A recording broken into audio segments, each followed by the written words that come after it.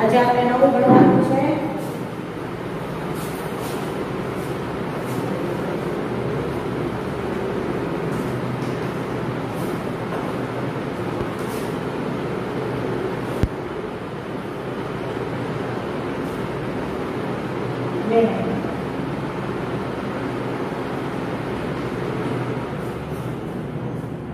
વિષમકોશી પોષણ પદ્ધતિ.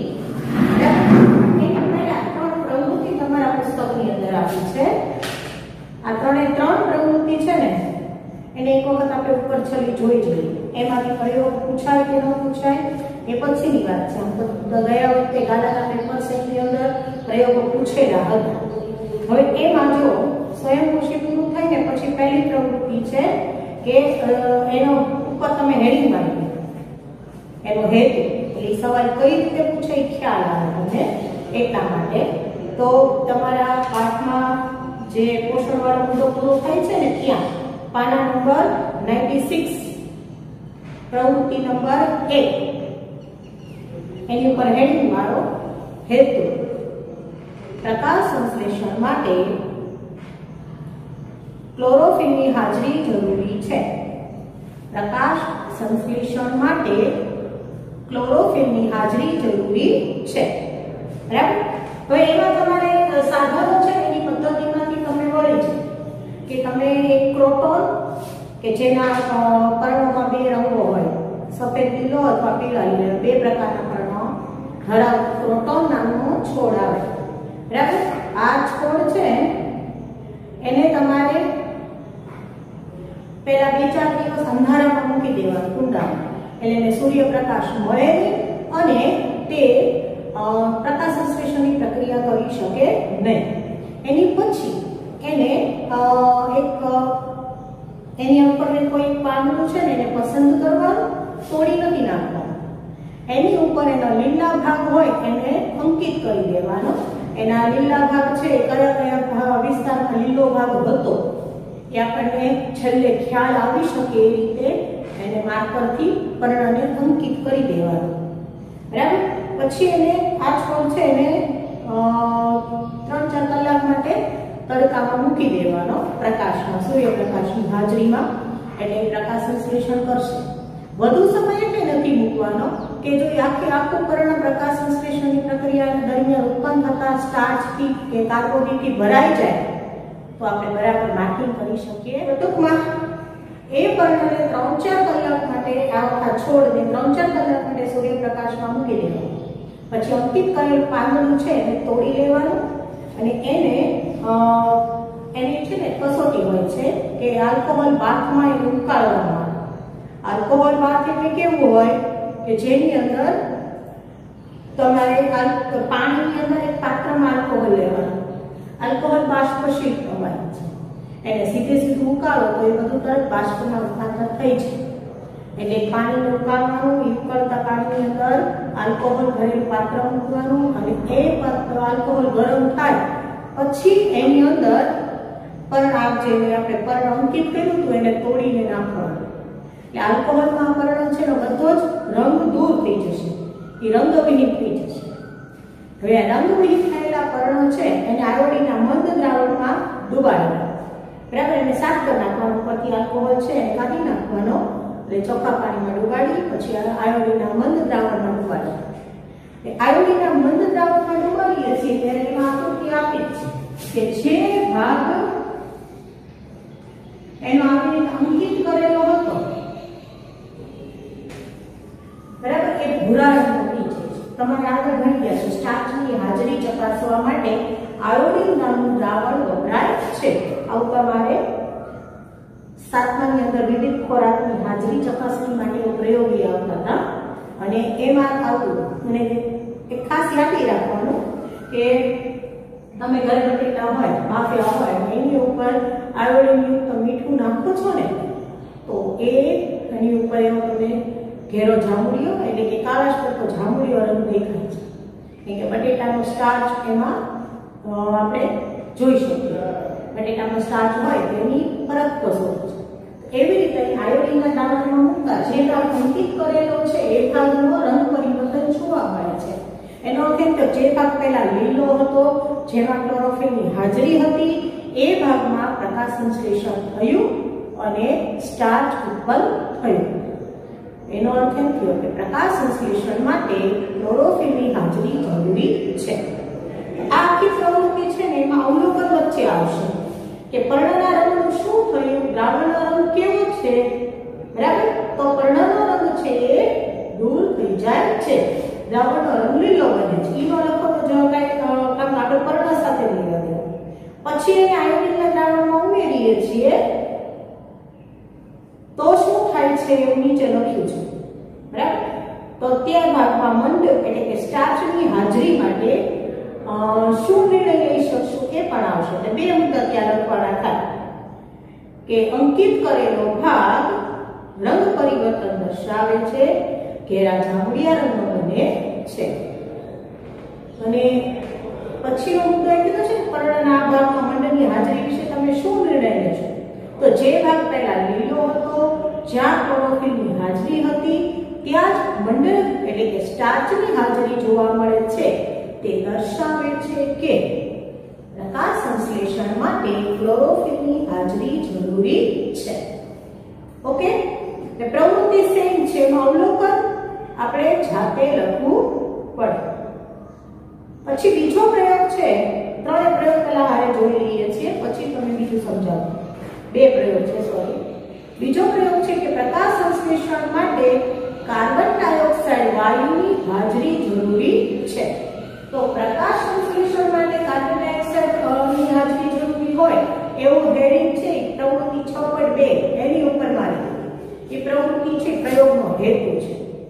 પ્રયોગનો હેતુ આપેલો હોય પછી તમારે એમાં સાધનો લખવાના હોય. તો સાધનો ત્યાં તમને દેખાય છે કે બે એક સરખા છોડ ધરાવતા કુંડા, બે બેલ જાર અને એક વોચ ગ્લાસ અથવા કાચની ડીશ. પછી પદાર્થ તરીકે એમાં નામ ઇંગ્લિશમાં જાય છે પોટેશિયમ હાઇડ્રોક્સાઇડ. તો આ જે પોટેશિયમ હાઇડ્રોક્સાઇડ KOH એનું અણુસૂત્ર એની બાજુમાં લખી રાખો. આ હવામાંના કાર્બન ડાયોક્સાઇડનું શોષણ કરતું રસાયણ છે. આવો એક માર્કનો સવાલ પહેલા પૂછાયેલો છે. કાર્બન ડાયોક્સાઇડનું શોષણ કરે, બરાબર. આનું નામ ત્યાં આપ્યું છે, સૂત્ર અહીંયા લખ્યું છે, નોંધી લીધો. અને એની સામે એનું કાર્ય એટલે કે કાર્બન ડાયોક્સાઇડનું શોષણ કરે.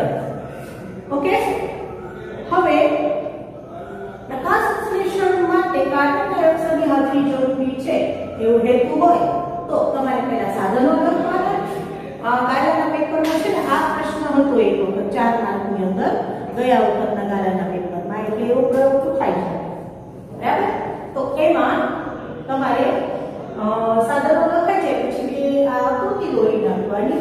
પછી પદ્ધતિમાં કે બે સમાન કદ ધરાવતા છોડ ધરાવતા કુંડા લો.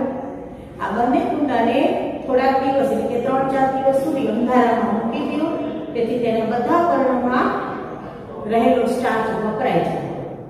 પ્રકાશ સંશ્લેષણ થાય નહીં એટલે ખોરાક પોતાનો સંચિત સ્ટાર્ચ વાપરે, એટલે સંચિત ખોરાક છે વનસ્પતિ વાપરે, એટલે પર્ણમાં રહેલો બધો સ્ટાર્ચ ધીરે ધીરે ખાલી થઈ જાય. પછી આ બંને કુંડાને તડકામાં મૂકો. એની તડકામાં મૂકો ત્યારે પહેલા શું કરવાનું છે તો કે બેને નામ આપી દેવાનું. એક કુંડાને A કહેવાનું, બીજા કુંડાને B કહેવાનું. પછી એક કુંડાની પાસે વોચ ગ્લાસમાં પોટેશિયમ હાઇડ્રોક્સાઇડ મૂકવાનું. બંનેને આકૃતિમાં દર્શાવ્યા પ્રમાણે બેલજારથી ઢાંકી દેવાનું અને બેલજારની ફરતે વેસલીન જેવો ચીકણા પદાર્થને લગાડી દેવાનો, જેથી નીચેથી પણ હવા અંદર દાખલ થાય નહીં, બરાબર. હવે એને 3 કલાક તડકામાં રહેવા દે, સૂર્યપ્રકાશમાં રહેવા દેવાનું છે. તો પછી બંનેના એક એક પર્ણને લેવાનું અને પછી પ્રકૃતિ એક પ્રમાણે પ્રક્રિયા કરી મંડકણની હાજરી ચકાસો. હવે જો આ પ્રયોગ પૂછાય તો એમ ન લખાય પ્રવૃત્તિ એક પ્રમાણે નો, તમારે તે પ્રવૃત્તિ એકનું કહેવાનું કે આલ્કોહોલ ભરેલા એક પાણી ઉકળતા પાણીની અંદર પર્ણને જો ત્યાં ચોખા મુદ્દા છે, પર્ણને ઉકળતા પાણીમાં રાખો, પછી આલ્કોહોલ ભરેલા બીકરમાં ડુબાડો, પછી એમાંથી કાઢી અને પાછું વોટર બાથમાં ત્યાં સુધી ગરમ કરો જ્યાં સુધી આલ્કોહોલ ઉકળવા ન લાગે, બરાબર? એટલે પહેલા પર્ણને ઉકળતા પાણીમાં નાખો, પછી એને આલ્કોહોલ ધરાવતા પાત્રમાં મૂકો ને એ આખું પાત્ર છે ઉકળતા પાણીમાં રાખો, એટલે ધીરે ધીરે પર્ણનો લીલો રંગ દૂર થઈ જાય છે. અને પછી એને ફરીથી પાણીથી ધોઈ, એટલે આમાં ધોવાની બેસણ પણ પાણીમાં નાખો ઉપરનો આલ્કોહોલ નીકળી જાય અને એને પછી તમારે આયોડિનના દ્રાવણમાં ડુબાડવા. આ રીતે આ બે પર્ણ સાથે સેમ પ્રક્રિયા કરવાની અને પછી ચકાસવાનું કે કયા પર્ણમાં સ્ટાર્ચની હાજરી દેખાય છે. તો એ કુંડું છે એનું પર્ણ છે એને જરાય કાર્બન ડાયોક્સાઇડ મળ્યો નથી. એના જે બેન્ઝાઇન નાખ્યું એની અંદર રહેલી હવામાંનો કાર્બન ડાયોક્સાઇડ પણ આને શોષી લે છે, એટલે એને કોઈ પ્રકારનો પ્રકાશ સંશ્લેષણ કરવું નથી, એટલે એના પર્ણમાં રંગ પરિવર્તન જોવા મળતું નથી. એટલે છેલ્લે તમે જે પ્રશ્ન પૂછ્યો છે ને કે કયા પર્ણમાં સ્ટાર્ચની હાજરી દર્શાય છે, તો કહેવાનું કે એ પર્ણમાં સ્ટાર્ચની હાજરી નહિવત છે જ્યારે બી કુંડાના પર્ણમાં સ્ટાર્ચની હાજરી જોવા મળે છે. આ દર્શાવે છે કે એ પર્ણને કાર્બન ડાયોક્સાઇડનું પ્રમાણ ખૂબ જ ઓછું કે નહિવત મળ્યું છે, એટલે તે પ્રકાશ સંશ્લેષણ કરી શકતું નથી. જ્યારે બી કુંડામાં બેન્ઝાઇનની અંદરની હવામાંના કાર્બન ડાયોક્સાઇડનું પ્રમાણ મળવાથી બી કુંડાના પર્ણ પ્રકાશ સંશ્લેષણની પ્રક્રિયા કરી શક્યા છે. ઓકે, પ્રશ્ન 2 પ્રવૃત્તિમાં. ઓકે, પ્રવૃત્તિ ત્યાં આપી છે, ખાલી અવલોકન છે ને એને આપણે નોંધતા આવડવું જોઈએ. હેતુ તો મેં તમને લખાવી દીધો છે. હવે આપણે જોઈએ વનસ્પતિને પ્રકાશ સંશ્લેષણ માટે શેની આવશ્યકતા છે. એક તો ક્લોરોફિલ, કાર્બન ડાયોક્સાઇડ અને સૂર્યપ્રકાશ, બરાબર? તો એને એની શરતો કહેવામાં આવે છે કે પ્રકાશ સંશ્લેષણ માટે વનસ્પતિને શેની આવશ્યકતા છે. પાણી અને ખનિજ ક્ષારોની જરૂર હોય છે, પણ એ આપણે મુખ્ય આવશ્યકતામાં એને લખ્યું નથી, બરાબર? અને એક બીજું અંડરલાઈન કરવાનું છે કે પ્રવૃત્તિ 6.1 ની ઉપર એક ફકરો છે, બરાબર? એમાં બાજુની આકૃતિ છે ને જે પર્ણના આડ છે એના નામ આપ્યા છે કે લીલા ટપકા જેવી કોષી અંગિકા છે તે હરિતકણ છે, તેમાં હરિત દ્રવ્ય આવેલું છે. એ બંનેના ઇંગ્લિશ નામે આપ્યા છે. ક્લોરોપ્લાસ્ટ એટલે હરિતકણ, ક્લોરોફિલ એટલે હરિત દ્રવ્ય, બરાબર? એટલે પ્રકાશ સંશ્લેષણ માટે ક્લોરોફિલ અને કાર્બન ડાયોક્સાઇડ બંને જરૂરી છે અને સૂર્યપ્રકાશ. આ ત્રણ એની મુખ્ય આવશ્યકતા છે. પ્રવૃત્તિ 6.1 ની ઉપર એમાં છે ને TS એમ લખ્યું છે એટલે ટ્રાન્સવર્સ સેક્શન, બરાબર? એને અનુપ્રસ્થ છેદ કહેવાય. એટલે કે જો આ પર્ણ હોય તો પર્ણને બે રીતે તમે આમ છેદ લ્યો તો એ ઊભી ભાગ દેખાય, બરાબર? એટલે આમ છેદ લ્યો, આ બે ભાગ કર્યા તો આખો ઊભો જ છેદ દેખાય, બરાબર? અને જો એને આડું કાપી નાખો આમ તો એના આટલા ભાગમાં શું છે એ જ આપણે જોઈશું. તો આડો છે તો એને અનુપ્રસ્થ કહેવાય અને આમ ઊભો બે પાંદડાના બે પડદે છૂટા પાડ્યા હોય તો એને આયામ છેદ કહેવાય. તો અનુપ્રસ્થ છેદ છે એનું નામ TS હતું, ટ્રાન્સવર્સ સેક્શન, બરાબર? આડો છેદ જ લગભગ આપણે બધી પ્રવૃત્તિઓ આડો છેદ જ કામનો છે, ઊભો છેદ કામનો હોતો નથી. સાથી હવે ખાલી અવશ્ય જાણકારી માટે કે તમને એના ઇંગ્લિશના ખ્યાલ હોવા જોઈએ. પછી આપણે એમ કીધું કે વનસ્પતિને પ્રકાશ સંશ્લેષણ માટે કાર્બન ડાયોક્સાઇડની જરૂર છે, શ્વસન માટે ઓક્સિજનની જરૂર છે. કાર્બન ડાયોક્સાઇડ અને ઓક્સિજન જેવા વાયુઓ શરીરમાં દાખલ કરવા માટે વનસ્પતિને કોઈ શ્વસન તંત્ર હોતું નથી, નાક હોતા નથી, ફેફસા હોતા નથી, બરાબર? તો એ કઈ રીતે વાત વિનિમય એટલે શું? તો કે વાયુની આપ-લે. તો વાયુની આપણે કેવી રીતે કરવું પડશે? તો કે વનસ્પતિના હવાયુઓ એટલે હવામાં રહેતા અણુ, જેમાં આવે પર્ણ અને પ્રકાંડ, બરાબર? એમાં મુખ્યત્વે પર્ણ છે એ બધું વાત વિનિમય કરે. પછી કોર જેવા પ્રકાર કે જેમાં પર્ણ ન હોય એ લોકો પ્રકાંડ દ્વારા પણ કરતા હોય. પછી શ્વસન માટે પણ પ્રકાંડ માટે આવા છિદ્ર આવેલા હોય. એટલે ટૂંકમાં આ પાછળથી આવે છે લોકોનો એન્ટ્રી નથી આપતી, એટલે તમે લોકો યાદ રાખજો 8 વાગ્યા પછી એન્ટ્રી નહીં મળે. તો મેં 8 ને 5 સુધી એન્ટ્રી આપી છે. તો આ પર્ણ ઉપર કે પ્રકારની સપાટી ઉપર છિદ્ર જેવી રચના આવેલી હોય તેને વાયુરંધ્ર,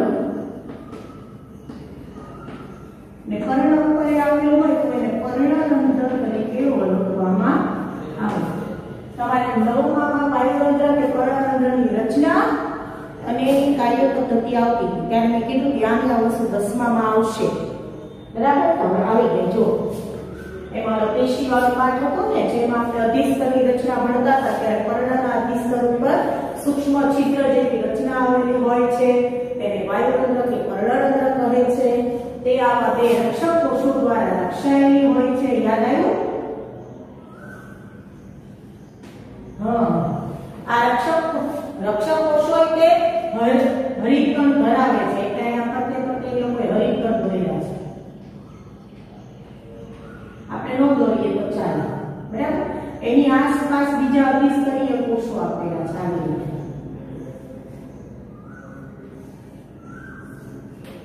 હવે વાયુરંધ્ર ખુલવાને બંધ થવાની ક્રિયા છે એ પણ તમે ભણી ગયા છો કે જ્યારે વાયુરંધ્ર કે પર્ણરંધ્રની આસપાસના આવા અધિસ્તરીય કોષો છે, બરાબર, એમાં વાયુરંધ્ર છે પાણી ગુમાવે તો એ શિથિલ થાય છે અને શિથિલ થાય એટલે આ રંધ્ર વચ્ચેનું છિદ્ર બંધ થઈ જાય છે. જ્યારે આસપાસના અધિસ્તરીય કોષોમાંથી વાયુરંધ્રમાં રક્ષક કોષોમાં પાણી દાખલ થાય એટલે આમ વિસ્તરણ ખુલાય, જેને લીધે એની વચ્ચે રહેલું છિદ્ર છે એ ખુલે છે. એ ત્યાં બેઠું આપ્યું છે. વાયુરંધ્રની આકૃતિ દોરો અને તેના ખુલવા અને બંધ થવાની ક્રિયાનું નિયંત્રણ સમજાવો અથવા ખુલવા અને બંધ થવાની ક્રિયા સમજાવો. તો સેમ વસ્તુ ત્યાં આપી છે કે પર્ણની સપાટી ઉપર સૂક્ષ્મ છિદ્ર હોય છે તેને પર્ણરંધ્ર કે વાયુરંધ્ર કહે છે. આ તે વાયુઓના વિનિમય માટે અગત્યના હોય છે. જો ત્યાં બધું લખ્યું છે તે પ્રકાંડ, મૂળ અને પર્ણ ત્રણેયની સપાટી ઉપર જોવા મળે છે. હવે રંધ્રો દ્વારા મોટા પ્રમાણમાં પાણીનો વ્યય પણ થાય છે. એટલે જ્યારે કાર્બન ડાયોક્સાઇડની હાજરી જરૂરી નથી હોતી ત્યારે વનસ્પતિ આ છિદ્રો કે રંધ્રને બંધ રાખે છે. બરાબર? હવે આ ખુલવા અને બંધ થવાની ક્રિયા છે એ ક્યાં લખ્યું છે? છેલ્લી 3 લાઈન આકૃતિની નીચેથી પહેલી લાઈન જો રંધ્રો કે છિદ્રો ખુલવા અને બંધ થવાની ક્રિયાનું નિયંત્રણ રક્ષક કોષો દ્વારા થાય છે. જ્યારે રક્ષક કોષોમાં ત્યાં લખ્યું છે અંદર પાણી દાખલ થાય, રક્ષક કોષો ફૂલે અને રંધ્ર ખુલે. બરાબર? રક્ષક કોષોમાં પાણી દાખલ થાય,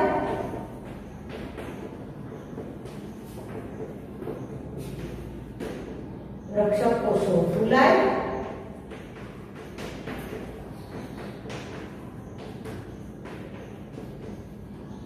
અને વાયુરંધ્ર ખુલે.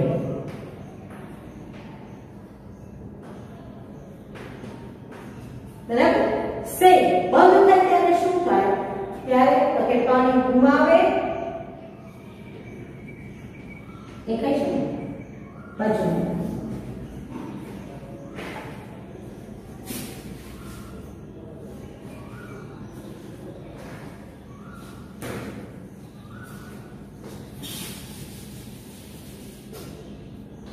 રક્ષક કોષો પાણી ગુમાવે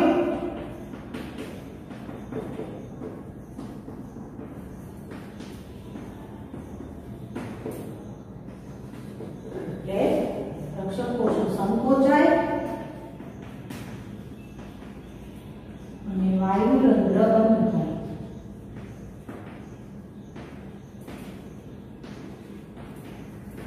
તો આ 3 માર્કના સવાલ પૂછે, 2 માર્કનો સવાલ પૂછે, કીધું હોય તો આકૃતિ દોરી અને સમજાવો, નો કીધું હોય એટલે ટાઈમ હોય તો દોરીને સમજાવવાનું. બરાબર?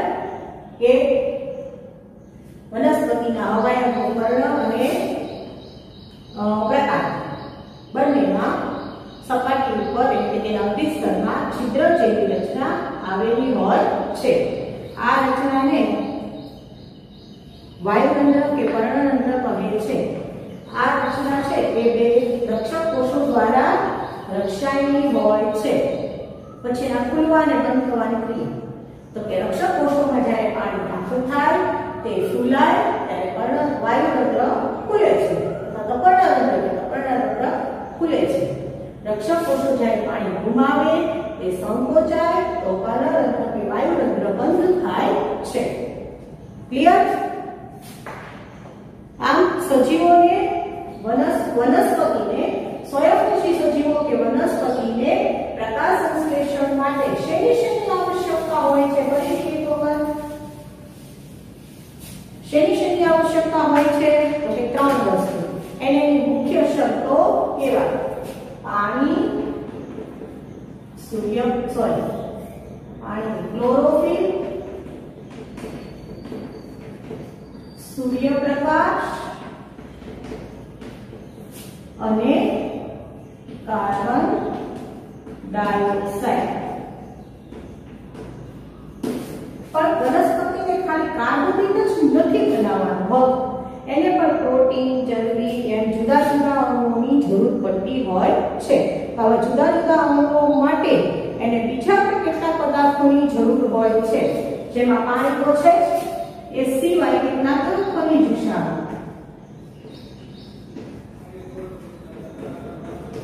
બરાબર? આ ખનિજ ક્ષારો એ શેમાંથી મેળવે છે? પાણી અને ખનિજ ક્ષારો જમીનમાં. એમાં વનસ્પતિને મુખ્ય 3 ખનિજ ક્ષારોની જરૂર હોય છે: નાઇટ્રોજન, ફોસ્ફરસ, આ તો 6 યાદ છે તમને? 9 વાર યાદ છે?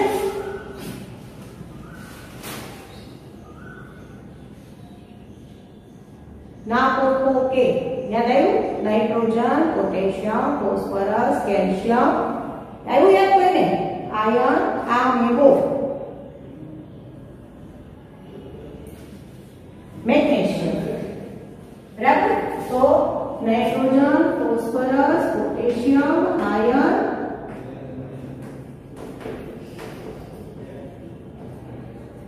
અને મેગ્નેશિયમ આ મુખ્ય. ઉપરાંત કેટલાક ગૌણ ક્ષારોની જરૂર હોય તો એ જમીનમાંથી મેળવે છે. બરાબર?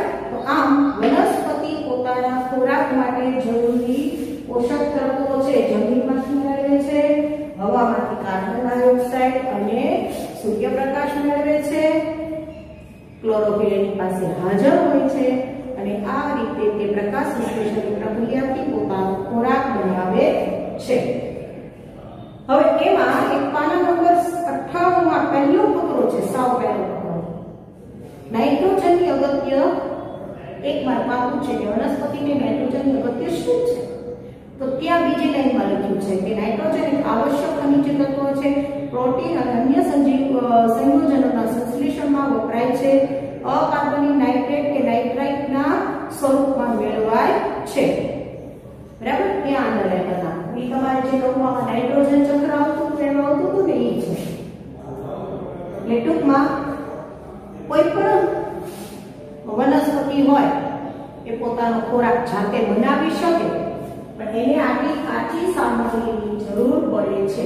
આ બધી જ કાચી સામગ્રી છે ને અકાર્બનિક સંયોજનો કહેવાય. બરાબર? તો આવા અકાર્બનિક સંયોજનોમાંથી અથવા અકાર્બનિક પદાર્થમાંથી સૂર્યપ્રકાશની ઊર્જાનો ઉપયોગ કરી તે કાર્બનિક પદાર્થ બનાવે છે. અને બાકીના બધા જ સજીવો, સ્વયંપોષી સિવાયના બધા જ સજીવો એ સીધા આ કાર્બનિક પદાર્થનો જ ઉપયોગ કરી શકે છે.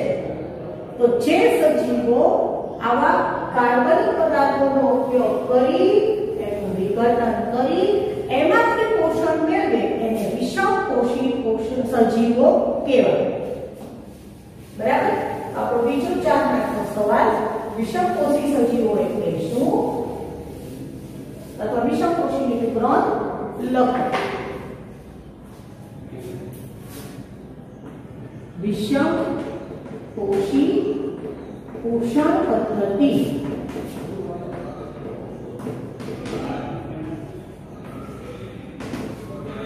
તો અન્ય સજીવોમાંથી કાર્બનિક જટિલ અણુઓને ખોરાક તરીકે મેળવી શરીરમાં તેનું વિઘટન કરી અને પોષણ મેળવે તેને વિષમપોષી સજીવો કહેવાય. ને ટૂંકમાં બીજા ઉપર આધાર રાખે એટલે આપણે પરાવર્તન એવો શબ્દ પણ કહીએ છીએ.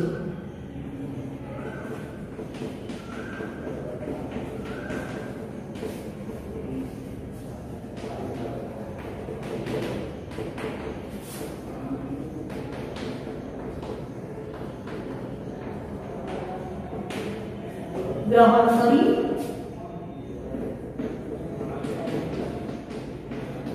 તેનું વિઘટન કરી તેમાંથી પોષણ મેળવે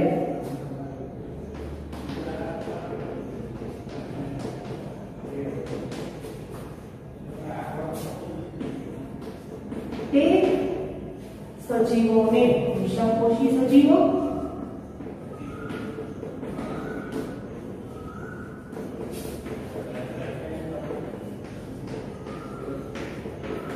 અને તેની પોષણ પદ્ધતિને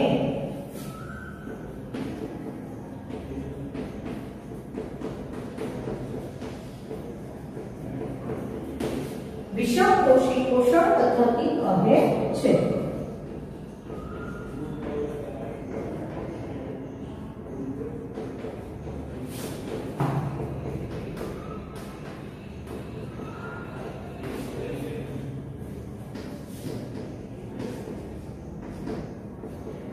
ખોરાક મેળવવાની પદ્ધતિના આધારે વિષમપોષી સજીવો છે એના આગળ જુદા જુદા પ્રકારમાં વહેંચી દેવામાં આવ્યા છે. તમને અહીંયા ફકરો છે ને જે પાના નંબર 98 ઉપર એની અંદર કોઈ જ વસ્તુ સ્પષ્ટ નથી લખેલી એટલે હું અહીંયા તમને સ્પષ્ટ કરી દઉં છું કે વિષમપોષીના પ્રકારો આ પૂછી નાખો.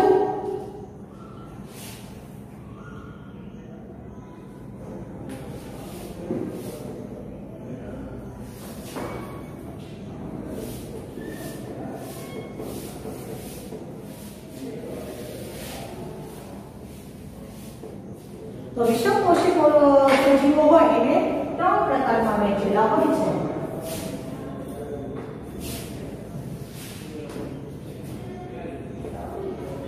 પહેલું છે પ્રાણી સંપોષણ પદ્ધતિ. પ્રાણી સંપોષણ પદ્ધતિ એટલે અન્ય સજીવમાંથી પોષણ મેળવે. અન્ય સજીવ તરીકે જો તે વનસ્પતિમાંથી પોષણ મેળવે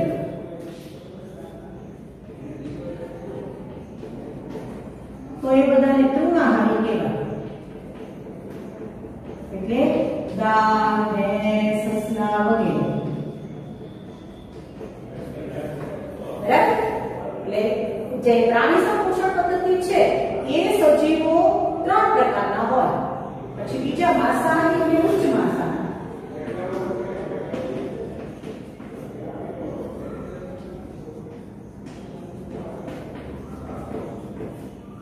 બરાબર. એમાં આવશે વાઘ, સિંહ,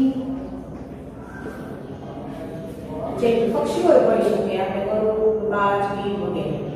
તો તૃણાહારી અને માંસાહારી તમને ખબર છે. પછી ત્રીજા એક પાસે મિશ્રાહારી.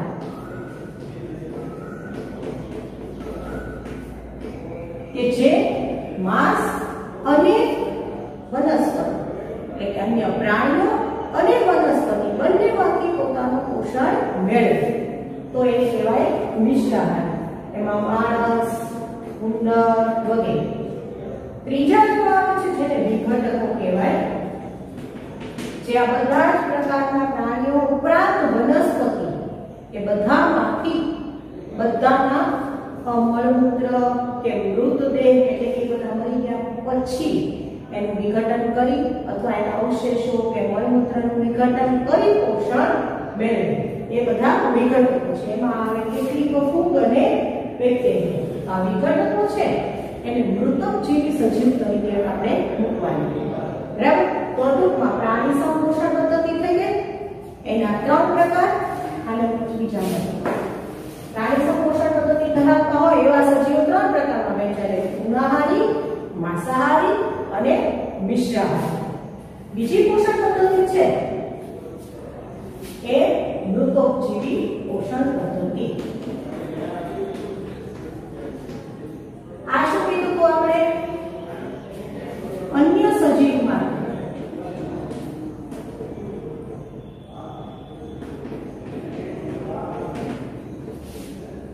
કયા મૃત અને સડતા પદાર્થમાં મૃત અને સડતા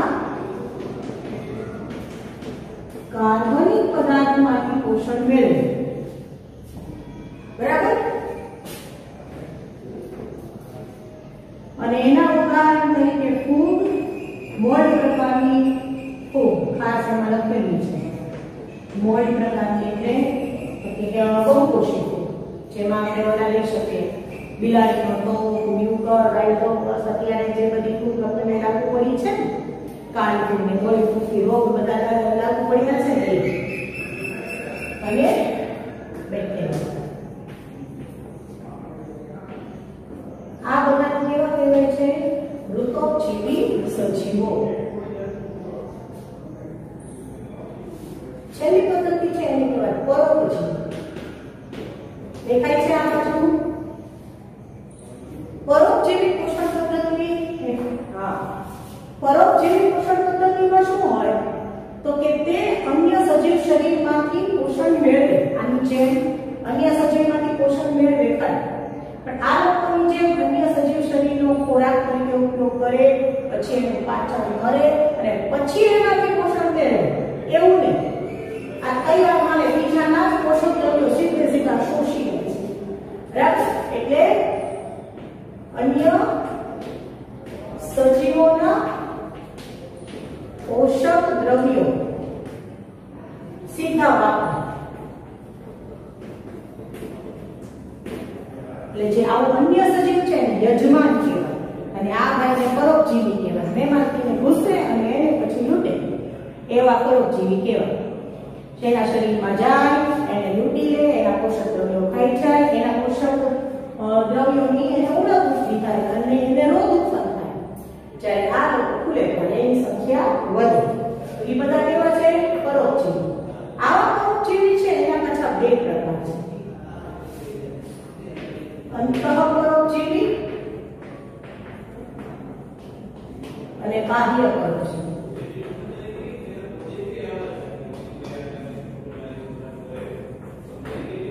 અંતઃપરોપજીવી એટલે જે તે યજમાનના શરીરની અંદર ઘૂસી અને એની અંદરથી એના કોષોને તોડી નાખીને એમાંથી પોષણ મેળવે, એના રુધિરમાંથી પોષણ મેળવે, એમ શરીરની અંદરથી પોતાનું પોષણ મેળવે તે અંતઃપરોપજીવી કહેવાય.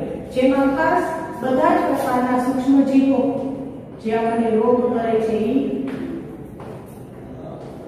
બેક્ટેરિયા, વાયરસ, ફૂગ એ બધા આવી જ કે, અને કૃમિઓ જે આપણને રોગ કરે છે. તમારે જે 13મા પાઠમાં 9મા 13મા પાઠમાં બધા અંતઃપરોપજીવી આવતા હતા એ બધા એમાં આવે, જેનાથી આપણે રોગ થાય છે. પ્રજીવો, બેક્ટેરિયા, ફૂગ, પછી કૃમિ, હાથી પગાર કૃમિ કે પેટમાં થતા ગોળ કૃમિ, સૂત્ર કૃમિ, એ બધા અંતઃપરોપજીવીના ઉદાહરણ છે. બાહ્ય પરોપજીવી એટલે તો કે શરીરની બહાર ચોટી રહીને સીધું પોષણ મેળવે.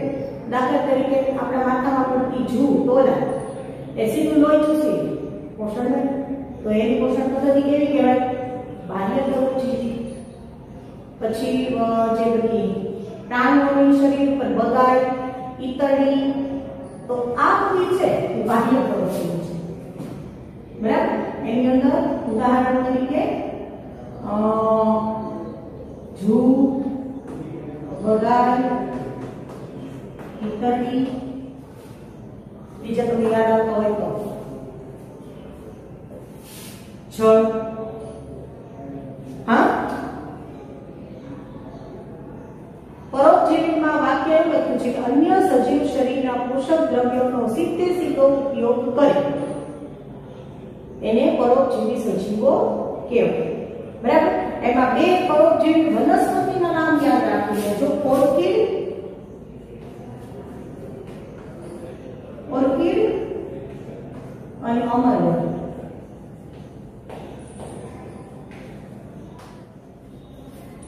ઓર્કિડ અને અમરવેલ એ બંને પરોપજીવી વનસ્પતિ છે અને એ સિવાય બધા પરોપજીવીઓ છે એમાં શરીરની અંદર અંતઃ પરોપજીવી, શરીરની બહારની સપાટી પર ચોટેલા રહે તો બાહ્ય પરોપજીવી. તમારા પુસ્તકનો જે ફકરો છે ને વિષમપોષી પોષણ પાના નંબર 58 એમાં વ્યાખ્યાઓ આપી છે. પોષણની રીતમાં અમરવેલ, ઓર્કિડ, ઉધઈ, જૂ, જળો, પટ્ટીકૃમિ વગેરે દ્વારા દર્શાવાય છે. સાવ છેલ્લે જળો એટલે શરીરની ચોટ ઉપર ચોટે ને આપણે ગંદુ લોહી પી છે એવી રીતે આપણે એને એક પ્રકારની એક સારવારની પદ્ધતિ પણ છે. પછી એમાં બધા ઉદાહરણ ત્યાં સ્પષ્ટ આપ્યા છે પણ આ જે પદ્ધતિના નામ નથી આપ્યા. બરાબર. પછી જો એમાં બીજી લાઈન કેટલાક ખોરાક મેળવવા માટે ગતિશીલ છે અને ખોરાકનો સ્ત્રોત અચળ છે. એટલે કે ઘાસ કે વનસ્પતિમાંથી ખોરાક મેળવે તો ખોરાકનો સ્ત્રોત અચળ છે, એ જગ્યાએ સ્થિર રહે છે, પણ પ્રાણીઓ ગતિશીલ છે, હરણ વગેરે. બરાબર. અને એવા જુદા જુદા અભિગમમાંથી પોતાના પોષણનો ઉપયોગ કરે છે એવું ત્યાં સમજાયું છે પણ કોઈ નામ લખ્યું નથી. એટલે ખાસ યાદ રાખવાનું કે કેટલાક સજીવો પોતાના બીજા સજીવ શરીરમાંથી પોષણ મેળવી પોતાના શરીરની અંદર એને ગ્રહણ કરી અને એનું વિઘટન કરી પોષણ મેળવે તો એ બધા આ પ્રાણી સંપોષણ પદ્ધતિ કહેવાય. આ તો કે મૃત અને સડતા પદાર્થ કાર્બનિક પદાર્થોના શરીરની ઉપર રહે, પોતાના શરીરમાંથી રસાયણો બહાર કાઢે, ત્યાં બહાર એનું વિઘટન કરી ફક્ત પોષક દ્રવ્યોનું જ શોષણ કરે એ બધા મૃતો છે. બરાબર. અને આ તો કોઈ રીતે વિઘટન કરે છે કે સીધા શરીરમાં ઘૂસી ગયા કે શરીરની ઉપર ચોંટી ગયા અને જે તે સજીવના પોષક દ્રવ્યોનો સીધો ઉપયોગ કરે. જે સજીવમાંથી પોષણ મેળવે છે યજમાન સજીવ કહેવાય અને આ ભાઈઓ બધાને પરોપજીવ કહેવાય. આ બધા પરોપજીવ છે આપણને રોગ પણ કરી શકે છે. અન્ય સજીવ યજમાનને રોગ પણ કરી શકે છે, એને ખતમ પણ કરી શકે છે. એની ત્રણ પ્રકારની પોષણ પદ્ધતિ થઈ વિષમપોષી. એક કેવા છે કે ખોરાક તરીકે ગ્રહણ કરે, શરીરની અંદર એનું વિઘટન કરી. બીજા કેવા છે તો કે એની ઉપર એના ભાગોનો મૃત કે સડતા મળમૂત્ર એની ઉપર પોતાના શરીરની બહારની તરફ એનું વિઘટન કરી અને પોષણ મેળવે. જ્યારે આ તો સીધા પોષક દ્રવ્યો શોષી લે. એ કોઈ પ્રકારે વિઘટનની પ્રક્રિયા, પાચનની પ્રક્રિયા કરતા નથી. તો આમ 4 માર્કનો સવાલ આપણે ભણ્યા. વિષમપોષી પોષણ પદ્ધતિ એટલે શું સમજાવો ટુકડો. તો પહેલા એની વ્યાખ્યા કીધી, પછી એના પ્રકાર કીધા. આ ત્રણેય પ્રકાર છે ઈ અને એના ઉદાહરણ. ત્રણેયની અંદર મેં ટૂંકમાં લખાયું છે, તમે વિસ્તૃત વાક્ય લખી શકો. પછી એના ઉદાહરણ લખો કે ભાઈ તૃણાહારી વનસ્પતિનો ખોરાક તરીકે ઉપયોગ કરે છે, તૃણાહારી છે. અન્ય સપ્રાણીઓનો ખોરાક તરીકે ઉપયોગ કરે છે તો માંસાહારી છે. વનસ્પતિ અને પ્રાણી બંનેનો ખોરાક તરીકે ઉપયોગ કરે તો મિશ્રાહારી છે. આ સજીવો પોતાના શરીરની અંદર ખોરાક ગ્રહણ કરી એનું વિઘટન કરી પોષણ મેળવે છે. પછી મૃતોપજીવ. મૃત સડતા પદાર્થોની ઉપર બહારની બાજુ એનું પોષણ કરે. એની વ્યાખ્યા પુસ્તકમાં સરસ આપી છે. ચોથા એ જ ફકરામાં 5મી લાઈન છે. કેટલાક સજીવો પોષક પદાર્થોનું વિઘટન શરીરની બહાર કરે છે અને પછી તેનું શોષણ કરે છે. બરાબર. તો એ બધા કેવા થઈ ગયા મૃતોપજીવ. અને તરત પાછું લખ્યું છે કેટલાક પોષક દ્રવ્યોનું અંતઃગ્રહણ કરે, શરીર એ બધા પ્રાણી છે. એટલે એની વ્યાખ્યા આપી છે પણ નામ વ્યવસ્થિત આપ્યા નથી, સમજૂતી વ્યવસ્થિત આપી નથી. તો આવી રીતે કોઈ પણ સજીવ હોય એ પોષણ મેળવવા માટે આપણે જુદી જુદી પદ્ધતિઓનો ઉપયોગ કરે. હવે એમાં આપણે બે પોષણ પદ્ધતિ જોવાની છે, અમીબા અને મનુષ્ય, જે આપણે આની પછીના લેક્ચરમાં જોઈશું. તો અહીંયા આપણે